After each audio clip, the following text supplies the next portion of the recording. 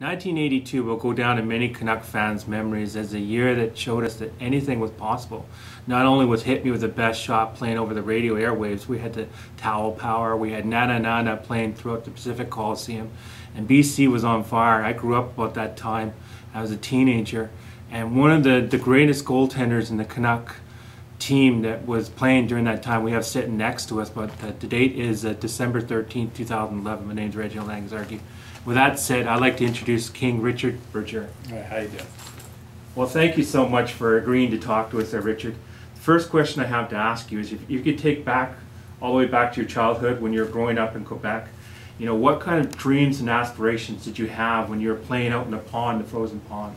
Well, I was like any other kid in Quebec, like you're a French Canadian. You look at the mighty Montreal Canadiens, and you aspire.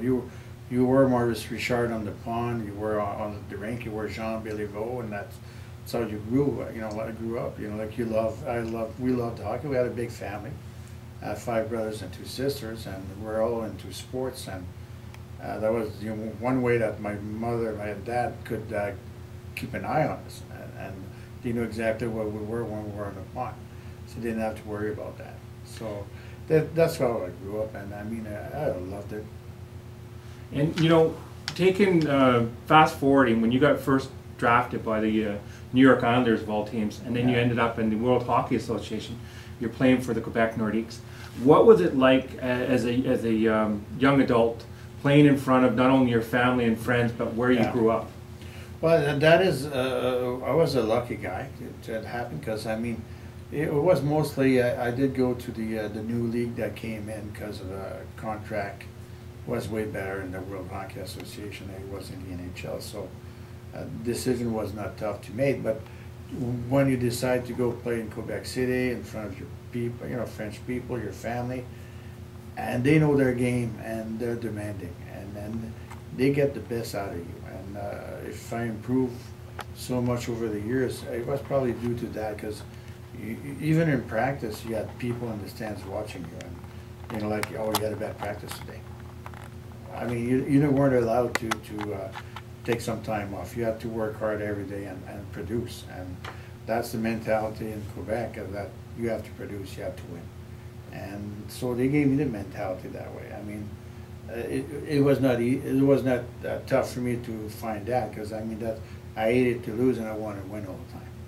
And so for me to play in Quebec was probably some of the best things for me when I started playing in pro hockey. And you actually went on to have, you had 165 wins, was the second most in the World Hockey Association.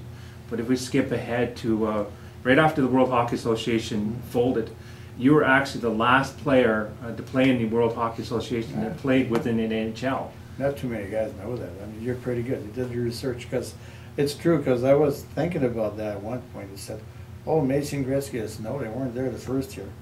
They came after. So it just, I was, you know, if not bad for a guy that was not supposed to be able to play 1 year, because they said, oh, he's too small, he can't make it, he won't be able to make it in the pros, and then 16 years later I was still playing. So you know, I'm quite happy with that, because every year I had to prove myself. Even in '82, after that, they always have guys try to take your job and come in along, and you know, they won't take your job. I mean, that's the norm in hockey, professional hockey. You know, you want to get the #1 job, and I was like that when I was young. And so, but over the years, you get older, you see them coming. Okay, oh, here we go again.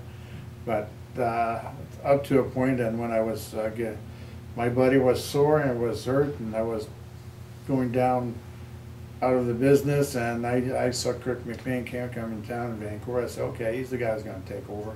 I knew that, so there we go. Now, when you were right after the World Hockey Association, you went over to the New York Islanders, and then you were traded over to the Vancouver Canucks. You first arrived in town, and then all the way into the '82 playoffs. You know, what kind of atmosphere did you feel was in the air at that time? Well, the thing is, when you came to Vancouver, they had a team that was pretty decent, but we were still looking and searching as chemistry of the team. And then Harry Neal was a very good coach. I think he was the best coach I had, to tell you the truth. To get the guys to do what they wanted to do. and you'd play for Harry Neal because he was a good coach and a good guy.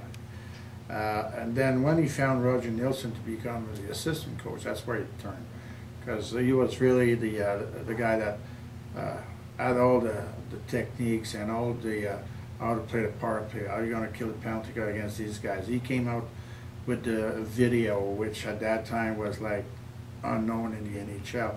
He's the first one that brought that out to really show us what was happening on the ice, and he was a perfectionist, and that made our team a lot way better. And then he proved it in '82 when we had a great year, and we were an average year, but we had a lot of injuries that year, and all of a sudden the boys started coming back, and then all of a sudden we're moving along, and we had a great run, and got beat in the finals. But these are moments you don't forget. I mean, the people in Vancouver, it was like you're not supposed to win, and you're there, and it's like it's pretty cool. It's yeah, and the expectation of a team is always something that plays for you or plays against you.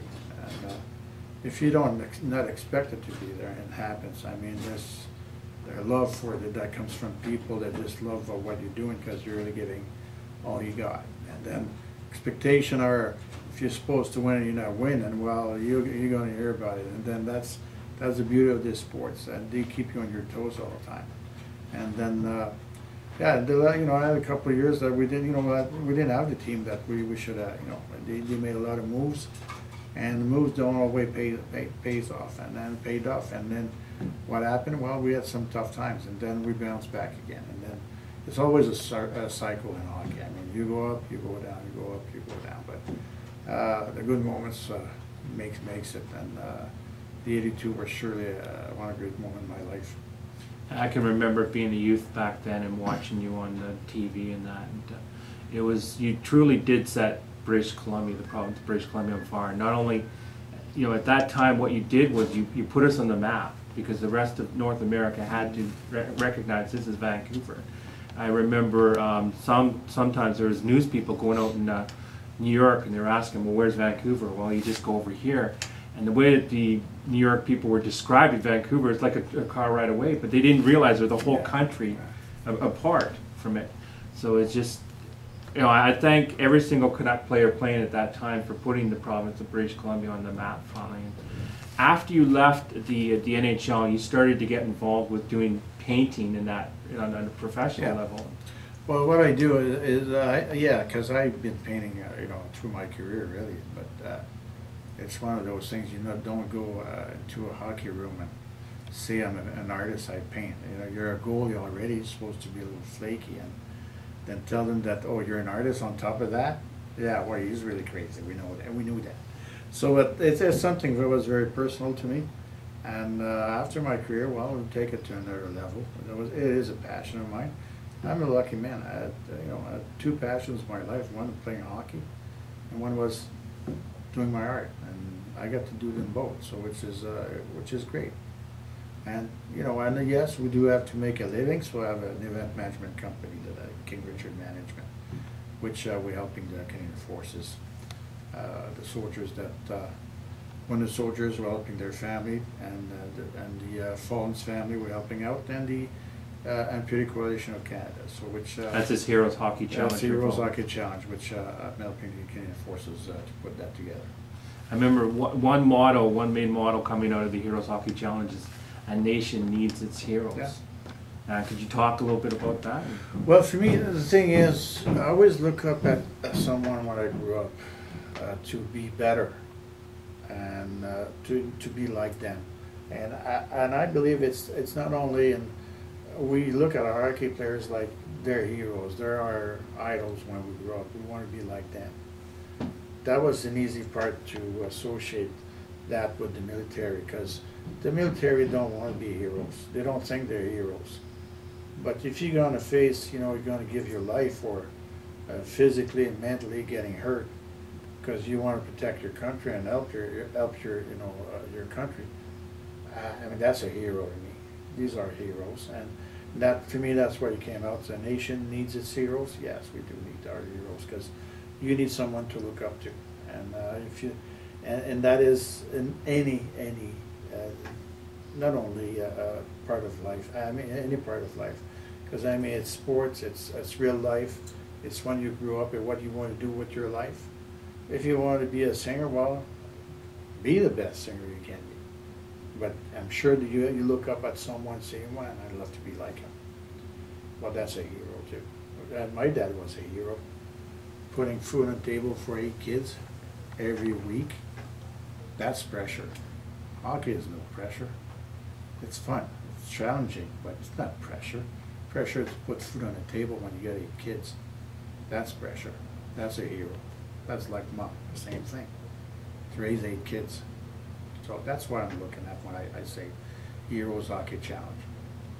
And you're also involved with other fundraisers here in the Vancouver area. I know Pocomo, and then there's you have a golf tournament that you do too.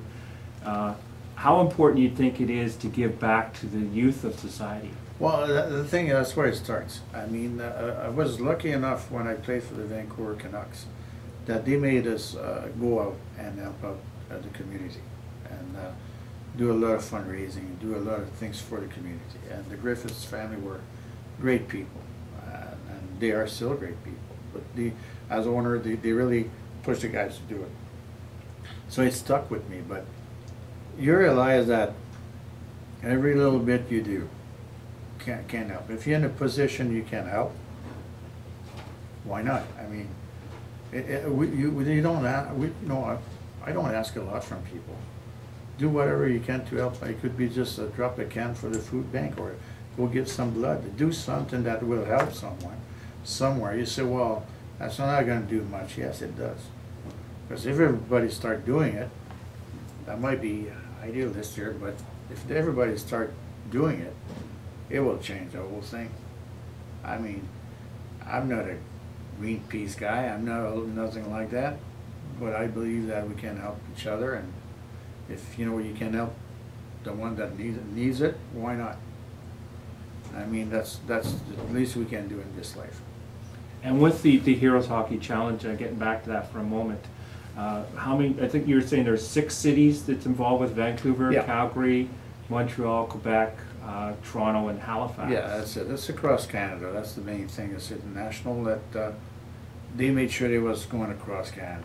The Canadian Forces wanted it that way, and I approved that because I mean it's something that to raise awareness all across Canada about the military, what they do.